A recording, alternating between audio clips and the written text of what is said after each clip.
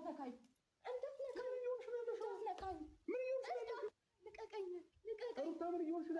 ተረጋጊ በቃ እንዴ አንቺ አምሻል እንዴ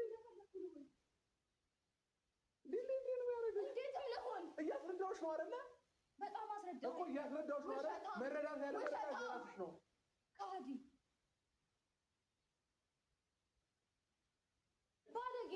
ባለጌ ነኝ እሰይ እንኳንም ባለጌው እሰይ እሺ ከዚህ በኋላ አንተ ነገር አያገባሽም እሺ በቃ አያገባሽም ከተባልሽ መቼም ምንም እንትን የምታምጪ እኮ በቃ ስነ ስርዓት ነው ያስቀመው ቆይ እንደዚህ ቀኝ አታናግረኝ ስርዓት ይኑርሽ እንዳታናግረኝ እንዲያል ስርዓት ይኑርሽ ሰላም እንዴት ናችሁ ቤተሰብ እኔ ደህና ነኝ እግዚአብሔር ይመስገን እናንተ እንዴት ናችሁ